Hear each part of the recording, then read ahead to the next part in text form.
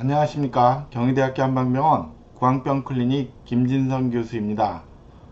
이 시간은 혀가 갈라졌어요 라고 호소하는 균열설과 혀 통증에 대해서 알아보도록 하겠습니다. 혀가 아프면서 혀가 갈라져 있어서 걱정하시는 분들이 많은데요. 이러한 혀 통증은 실제로 혀가 갈라져서 그런 건지 그 원인에 대해서 알아보도록 하겠습니다. 먼저 혀가 갈라진 것은 균열설이라고 합니다.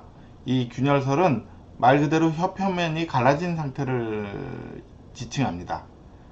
그런데 이러한 균열설이 나타나는 원인은 아직 명확하게 밝혀져 있지는 않으나 대체로 유전적 요인과 또 나이가 들어가면서 나타나는 현상을 보일 수 있고요.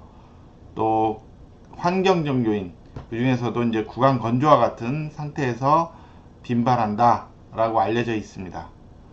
한 연구에서 정상인을 대상으로 해서 균열설이 얼마나 나타나는지를 조사를 하였는데요.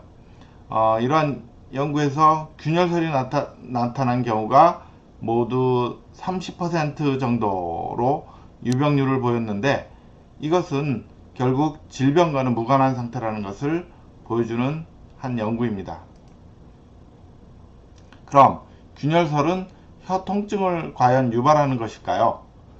균열설은 양성의 상태입니다. 그래서 대부분 특별한 증상이 없는 경우가 많고요.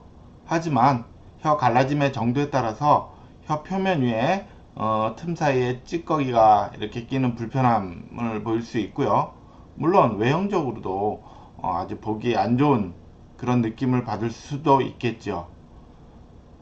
또 더불어서 혀 표면에 통증이나 자결감을 호소하는 경우도 종종 나타납니다. 외형상의 문제가 심리적인 부담감으로 작용해서 암과 같은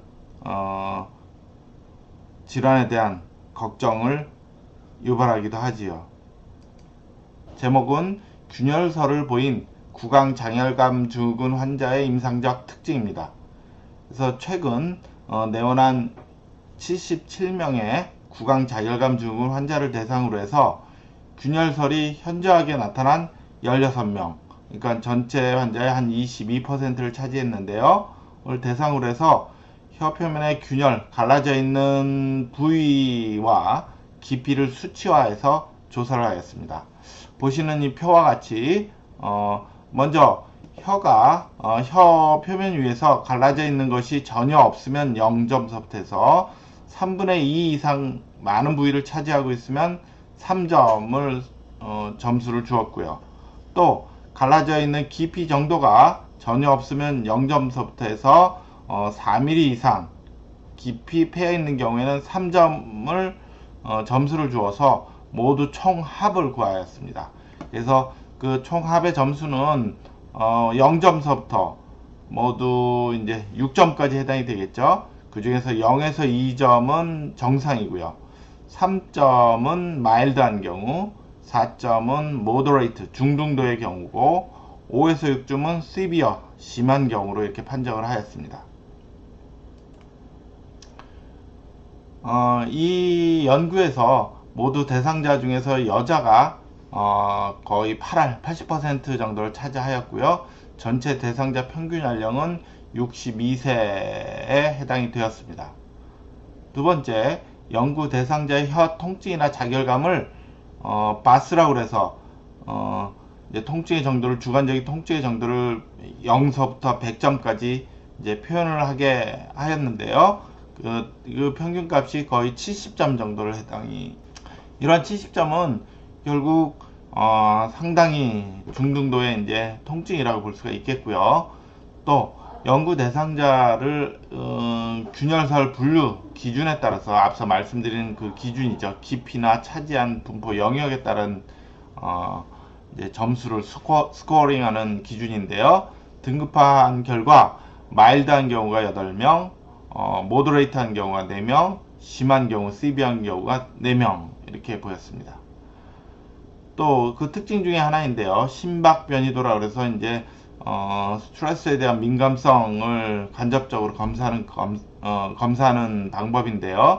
이 균열설 등급이 높은 그룹일수록 이 심박 변이도 가운데서 LF-HF 레이쇼 그래서가 상승하였습니다. 이 의미는 교감신경이 부교감신경에 비해서 항진되어 있다.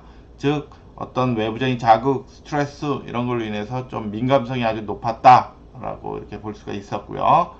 또 연구 대상자들이 호소하는 구강 관련된 여러 증상 가운데서 구강 건조감이 무려 93%를 차지하였고요. 또 이제 타액 분비율을 측정을 같이 하였는데요. 타액 분비가 저하되어서 구강 건조 상태가 만성적으로 지속이 되면 혀의 균열이 심해지는 그런 양상을 보였다라고 볼 수가 있습니다. 그래서 결론적으로 혀가 갈라진 것은 뭐 유전적 요인, 환경적 요인 이런 것들이 이제 두루 작용을 하는 상황이다 라고 볼 수가 있는데, 이러한 구강 건조가 이러한 혀통증 환자가 구강 건조가 더불어서 심해지면 갈라지는 정도도 심해질 수 있다 라고 볼 수 있고요. 또 혀통증 환자의 혀 갈라짐은 통증의 직접적인 원인은 아니다. 그러나 혀 상태에 대한 어떤 걱정하는 마음이 스트레스로 작용하거나 또 더불어서 구강 건조가 이제 만성화되면 구강 점막의 민감성이 높아지게 되므로 이로 인해서 혀통증이 심해질 수 있다 라고 결론을 내릴 수 있겠습니다. 일단 혀가 갈라진 자체를 너무 걱정하시지 말고요.